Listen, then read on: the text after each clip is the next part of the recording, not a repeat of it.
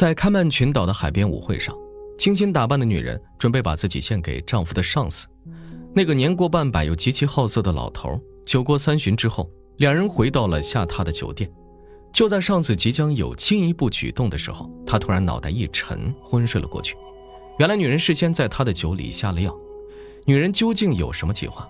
上司睡去之后，她又准备做些什么呢？大家好，欢迎来到纸哥电影。今天给大家带来一部由汤姆·克鲁斯主演的犯罪悬疑片《糖衣陷阱》。主人公米奇刚刚从哈佛法学院毕业，凭借全校前5的成绩和丰富的实习经验，成为了全国律所争抢的对象。本以为自己会在令人向往的华尔街就职，没想到一家只有40多人的小律所开出了让人无法拒绝的条件，高于市场最高水平20%的薪水，一辆奔驰，一栋大房子，以及每年5%的薪水递增。这种待遇已经不需要讨价还价了。米奇当即就跟他们签了合同。几天后，米奇和妻子艾比就搬到了这座城市。跟大多数公司不同，律所虽然只有41名成员，但却非常注重家庭。他们甚至会把职员的家属视为家庭一员，并且定期举办家庭聚会，这让米奇感受到了前所未有的归属感。然而好景不长，他们就接到了一个噩耗。律所的2名成员在开曼潜水的时候，潜水艇意外爆炸，两人无一生还。米奇刚来公司不久，对同事们没有太多感情，但碍于情面，夫妻俩还是出席了葬礼。在悼念环节，艾比发现丈夫的上司老杜总是偷看自己。葬礼结束后，更是主动过来搭讪，言语中充满了对米奇的羡慕。自从得知2位职员去世之后，艾比就发现了一个奇怪的现象：对于他们这种注重家庭观念的公司，为什么家人去世了，他们更多表现出来的不是伤心，而是害怕呢？老杜表示，只是每个人表达悲伤的方式不同而已。这个小插曲并没有打乱夫妻俩的生活节奏。米奇每天都忙得焦头烂额，甚至连吃饭的时候都不能闲着。这天，他在餐厅遇到了2个奇怪的人。他们不仅知道米奇刚入职8周，还表示那家律所不到10年就死了4个律师，没有一个超过45岁。当米奇询问他们为什么了解这么多的时候，对方却转身离开了。回到公司的米奇越想越好奇，于是就查询起了跟4名死者有关的信息，最终发现这4个人全是出差的时候死于意外的。难道这真的只是巧合吗？几天后，米奇跟老杜去开曼群岛见客户，他们打的是擦边球，目的就是帮助客户避税。老杜虽然经验丰富，但说服能力一般，好在有米奇在身边，才成功拿下了这名客户。老杜没想到事情进展得这么顺利，便决定在岛上玩一段时间。趁着这个空档，米奇找上了岛上的游艇俱乐部，他的2名同事就是在这里潜水遇难的。米奇想了解一下，有没有可能是谋杀？俱乐部老板的儿子也死在了那场灾难中，如果是谋杀，自己怎么可能善罢甘休？唯一可惜的是，只有2名律师的尸体找到了，儿子和另外2个人的尸体没有找到。这句话引起了米奇的兴趣。当时潜艇中还有其他人吗？老板表示，那2个人是临时来的，一个矮胖子，一个白发蓝眼睛。米奇有一种不好的预感，难道2人的死不是意外吗？老杜的主要业务就在开曼群岛，所以他在这里有一个固定的住所。借着寻找食物的名义，米奇偷溜进了老杜的储藏室，里边堆放着很多员工和客户的资料，其中就包括几名遇难的律师。晚餐的时候，一名女子主动来跟米奇搭讪，甚至还提出想跟他进一步交流，可能对他不感兴趣，也可能是有心事。米奇拒绝他之后，就去海边散步了。无意中，他看到不远处有个女人似乎遭到了纠缠。当看到米奇之后，那个男人就逃走了。女人的脚踝扭伤了，米奇便好心为其包扎。或许是感受到了他的好意，女人就讲述起了自己的遭遇。她在旅行社做事，不过却常常幻想成为一个有钱人，为此她没少被骗。女人本就长在了米奇的审美上，再加上她直白的性格，米奇一时没有控制住，就跟她发生了越轨的行为。回来之后，米奇去监狱看望了正在坐牢的哥哥，他因为防卫过当失手杀了人。米奇面试的时候故意隐瞒了哥哥的存在，毕竟这个污点不利于他的职业发展。哥哥并不介意这种事，而是让米奇去找一位私家侦探，让他想办法把自己弄出去。他已经6年没见过外面的天空了。根据哥哥提供的地址，米奇找上了这名侦探。哥哥对他有救命之恩，无论如何他都会全力相助。不仅如此，米奇还想让他帮忙调查一下2名律师的死，这件事跟自己息息相关。忙完了一切，米奇回到了家。艾比对他这几天的行踪非常好奇，自己给开曼打去电话，老杜说他去海边散步了，去公司找他，老杜又说他去了图书馆，这摆明就是在撒谎。不知道的还以为他去约会了。米奇不敢说出那段艳遇，只能说去监狱看望哥哥。艾比才没有继续深究。几天之后，私家侦探跟秘书在办公室偷情的时候，外面突然传来了开门的声音。秘书还以为侦探的老婆回来了，于是便藏在了桌子下面。没想到找上门的是2个陌生人，一个矮胖子，一个白发蓝眼睛，他们就是俱乐部老板口中描述的2个人。看来他们并没有死于潜艇爆炸，相反，那起事故很可能还是他们制造的。受米奇的委托，侦探最近一直在打探2名律师的死因，这也触碰到了某些人的逆鳞。2人掏出手枪，质问是谁让他调查这件事的。私家侦探是个高危行业，所以他经常在桌子下面藏一把手枪。他假装招认，然后趁对方不备连开2枪，可惜运气太差，只打中了矮胖子的膝盖，而对方却一顿乱枪将他打死了。秘书被吓得大气都不敢喘，好在2人也没有发现他的存在。画面一转，米奇来参加了税法学习大会。当他打开课本的时候，发现里边夹着一张私家侦探遇害的新闻，下面还有一张纸条：午饭时间去林肯纪念堂，署名是戴伦斯特派员。米奇四处望去，发现那天在餐厅遇见的奇怪男子正在看着自己。原来他是特派员，怪不得如此了解律所的情况。不过他为什么会找上自己呢？为了一探究竟，米奇乘坐公交车来到了指定地点。经过一个卖报人的指引，米奇见到了坐在长椅上的人。他们究竟是谁？为什么神秘兮兮呢？长椅上的老者笑了笑，自己是司法部的人，调查米奇的律所已经有4年时间了。没人能活着离开那家律所，有2个人走之前被杀，最近遇害的2人也是萌生了离开的想法。米奇的家里、电话、办公室都装了窃听器，他无时无刻都在被监视着。米奇不明白，自己只是一个刚毕业的小律师，为什么会遇到这种事呢？老者表示，米奇所在的律所隶属于芝加哥黑帮，他们设立合法企业，专门用来洗钱。私家侦探也是因为打探到了这件事才被灭口的。为了让律所运转下去，他们不惜花费重金引进新人，买房买车，甚至把他们的孩子送到昂贵的私立学校。当这些人过惯了富足的生活，律所就会把真相告诉他们，那时候他们就没有选择了。米奇询问他为什么不逮捕他们呢？老者回答，警方需要有人做内应，需要有人去复印合约和银行记录，只有掌握了犯罪证据，才能将他们一网打尽。而这也是司法部找上米奇的原因。这件事对米奇的冲击太大了，偷客户的资料给联邦调查局，指证同事让他们坐牢，自己的律师执照被吊销，还要出庭指控黑帮，只有疯子才会去做这些事。回来之后，米奇立刻就将这件事告诉了公司上层，领导们先是一笑，然后又跟他分析起了其中的缘由。律所一直在跟司法部和国税局这些政府部门打官司，而且常常胜诉，所以他们才会怀恨在心。他们找上米奇，让他违法乱纪，司法部没有任何损失，但米奇却失去了一切。米奇虽然表面上很轻松，但承受的压力却很大，因为他知道司法部所说的一切都是真的。回家之后，米奇把音乐开到最大声，然后凑到艾比耳边，将今天发生的事情告诉了他。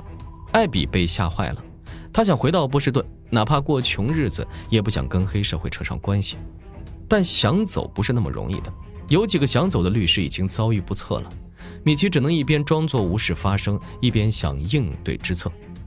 第2天，米奇照常来上班，他趁人不备想复印一份客户的资料，但打印机却无法使用。同事告诉他，这是公司的新措施，复印每一份资料都要输入对应的合同编号，也就是说公司要记录都有哪些资料被动用过，这让米奇更加确定律所是有问题的。就在这个时候，前台通知他到了一份外卖，而送外卖的竟然是私家侦探的秘书。趁着午饭的空档，两人来到了附近的便利店，因为害怕被盯梢，两人聊天的时候都不敢看对方。秘书从办公桌的缝隙里看到了那2个人，他们一个白发蓝眼睛，一个矮胖子，这2个人应该就是黑帮的杀手。几天前房东说那2个人来找过自己，用不了多久他们就会通过私家侦探找到米奇的哥哥，现在他们是一条绳上的蚂蚱了。离开便利店之后，律所的安保队长拦住了米奇，表示想跟他谈谈。从车子上下来的还有那个白发蓝眼睛的杀手，米奇知道躲不掉，于是便上了他们的车子。画面一转，3人来到了郊外，安保队长从箱子里拿出一些照片，上面全都是米奇跟女郎在沙滩的惊艳画面。虽然没有明说，但威胁的味道已经很明显了。如果米奇有一点出格的举动，就把这些照片寄给艾比。米奇瞬间就明白了，原来沙滩上发生的事情全是公司的阴谋。之后的时间里，米奇就像是一具行尸走肉，跟当初那个意气风发的青年截然相反。米奇不想变成这样，于是就在一天晚上将沙滩上发生的事告诉了艾比。2人在一起多年，一起吃苦，一起奋斗，本以为情比金坚，没想到仅仅分别一个晚上，米奇就另结新欢。艾比无法接受这种背叛，于是便决定跟他分手。另一边，秘书在附近租了一间办公室，既然律所无法复印资料，那他们就把资料偷出来。趁着乘坐电梯的空档，米奇跟秘书调换了提包，收集证据的工作也在悄无声息地进行着。这天下午，一名客户找上了米奇，他上个月没有按照合约为自己服务33个小时，但是费用却1分都没少收取。按照联邦法律，这种超收行为将被判处3到5年刑期以及1万元罚款。米奇有点不敢相信，于是便调取了自己的工作记录。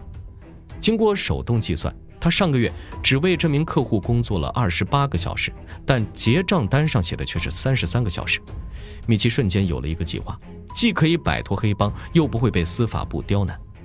他找上光头特派员，让他往自己的账户打150万美元，还要释放自己的哥哥，否则自己不会帮忙。如此狮子大开口，让特派员非常气愤。他不顾联邦探员的身份，对米奇进行了威胁，自己不需要任何证据就能把米奇送进牢房，就算打得他满地找牙，也不算侵犯人权。然而话音刚落，特派员的手机就响了起来。他刚刚那番话已经被秘书录了下来，如果去司法部举报，他的职业生涯就完了。没办法，特派员只能暂时同意了他的要求。回家之后，米奇将脱身的计划告诉了艾比，但艾比的心思根本不在这里。他下周3就会离职，准备回娘家冷静一段时间。如果就这么离开，律所一定会起疑心，所以2人就演了一场戏，声称艾比的母亲身体不好，需要去做检查。第2天，米奇从档案室里拿到了其他律师的工作记录，跟自己预想的一样，他们的工作时长全都不够，不过还缺少一些。他在老杜开曼群岛的储藏室里看到过，那应该就是缺少的部分。米奇给俱乐部老板打去电话，他事先将白发杀手的照片传真了过去，证实了老板的儿子死于谋杀，所以老板已经跟他在同一战线了。最近老杜又要去开曼，米奇想让老板多拖延他一会儿，好让秘书有足够的时间复印那里的资料。转眼到了周3，今天是艾比的最后一天班。就在他工作到一半的时候，老杜突然登门拜访。他知道艾比正在跟丈夫闹别扭，所以想邀请他一起去开曼游玩。艾比知道他想追求自己，于是便以不会潜水为由拒绝了。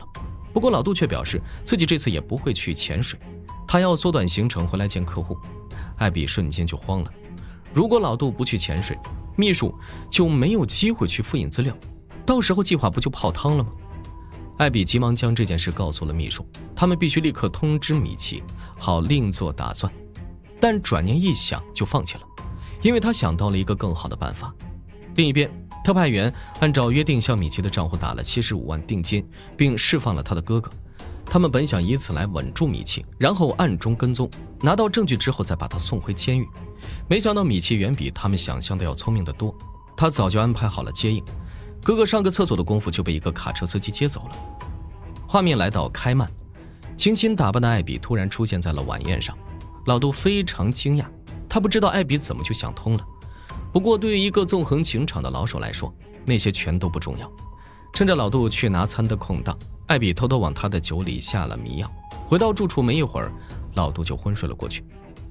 时间紧迫，艾比立刻将成箱的资料搬到秘书的房间，然后逐一复印。在这个过程中，秘书发现了一个秘密，老杜在开曼和香港开设了多个账户，但是却没有注明资金去向。为了找到他们洗钱的证据，米奇决定冒险回一趟公司，关键信息一定在老杜的电脑里。但他们不知道的是，艾比曾用房间里的电话联系过秘书，而这部电话也被监听了。现在律所已经知道了他们的计划，老杜被迷晕了，他的电话根本就打不通，于是律所便派出杀手前往了开曼群岛。转眼到了清晨，资料也复印完了。当艾比物归原位的时候，发现老杜正在接电话。公司将昨晚发生的事情告诉了他，老杜犯了错误，以黑帮的做事风格，他恐怕在劫难逃。老杜没有责怪艾比，而是让他抓紧离开，顺便告诉他，海滩上发生的事都是律所的阴谋，让他不要记恨米奇。另一边，米奇从老杜的电脑中拷贝到了洗钱的证据，还没等他离开，安保队长就将他堵在了门口。米奇知道自己暴露了，于是便打碎玻璃跳窗而逃。随后他又给特派员打去电话，询问自己是怎么暴露的。特派员也是刚刚接到监狱长的电话，原来有个狱卒是黑帮的人，他看到特派员带走了米奇的哥哥，就认为米奇已经倒向司法部了。今天下午2点钟，黑帮老大会从芝加哥到毕宝地酒店，专门来处理这件事。米奇似乎有了新的计划，于是便躲到了轮船博物馆等待时机。他的行踪恰好被同事的妻子看到了。现在是工作时间，米奇怎么在这里？他觉得事有蹊跷，便打电话告诉了自己的丈夫。因为所有职员的电话都被监听了，所以律所也掌握了米奇的行踪。他们立刻派去杀手，准备对米奇斩草除根。另一边，米奇给俱乐部老板打去电话，询问事情进展的怎么样了。老板表示，他的哥哥已经坐上了前往其他城市的飞机，秘书的工作也完成了。多亏了那个叫艾比的小姐搞定了老杜，俱乐部老板并不认识艾比，他还以为这个人是米奇找来迷惑老杜的小姐。听到这个消息的米奇瞬间就不淡定了，难道妻子为自己做了这么大的牺牲吗？挂断电话之后，安保队长和2名杀手就找到了他。面对前后包夹，米奇被迫躲进了一间废弃的厂房，他将提包放在地上，人支撑在了屋顶。白发杀手追进来后还以为得手了，殊不知他拿着提包的样子像极了米奇。安保队长隔着玻璃不小心误杀了他。紧接着米奇跳下来跟安保队长扭打在了一起，对方毕竟年事已高，很快就被米奇打得倒地不起了。下午2点钟，米奇竟然主动找上了黑帮老大，他有一个新的提议，那就是将律所超额收费的证据交给司法部。黑帮明面上也是律所的客户，所以也是受害者之一。如此一来，洗钱的事情就被隐瞒了下来，律所就地解散。那些律师们最多只会受到3到5年刑期以及1万元罚款，这对黑帮来说是无关痛痒的损失，但是却顺利摆脱了司法部这座大山。至于米奇，他是一名律师，为客户保密是这个行业的第一准则。他就像是一艘船，只要还活着，船上的货就永远不会靠岸，这是目前最好的办法。黑帮老大便同意了他的提议，并停止了对他的追杀。紧接着，米奇就将律师们抄收的证据交给了特派员，然而对方却一点也不满意。他们花了75万就买到了这点东西吗？其实米奇隐瞒了一件事，那就是每一起案件罚1万判5年。那个律所加起来超过250起案件，政府不仅能得到250万元的罚款，还能把那些人关到这辈子都出不来。没有律所这个工具，黑帮洗钱将变得更加艰难。虽然没有完全铲除，但自己一个小律师能做到这种程度实属不易了。说着，米奇就把特派员的录音还给了他，从此自己不再受任何人的控制。影片的最后，米奇和艾比重归于好，他们回波士顿开了一家小律所，过上了无忧无虑的生活。故事到这里就结束了。唐一线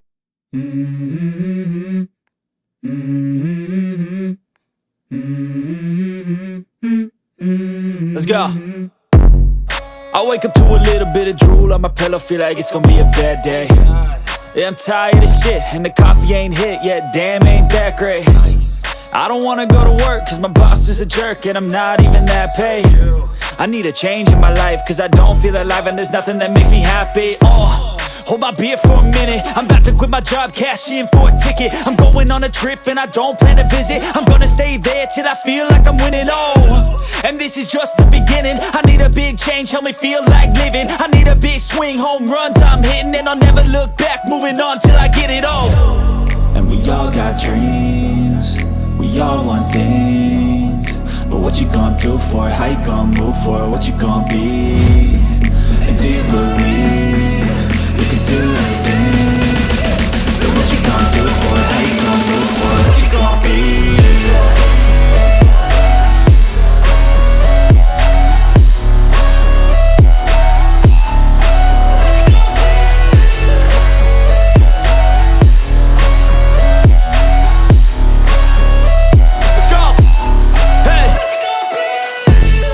Yeah, this is my life, my strife, my right to fight, to die on. And this is my game to play, to claim a brand new name, oh. And I ain't gonna lie to you, I'm a bit nervous that I might screw everything up that I've ever done. But what's the point of living if you ain't having fun? I guess I'll try this, try that, might miss, gotta find what I'm good at. I guess I look here, look there, over where am I scared, where am I at? I gotta make it in this life. Whatever makes me happy, know I'm doing things right. Sipping in the summer on a goose and Sprite, or find a night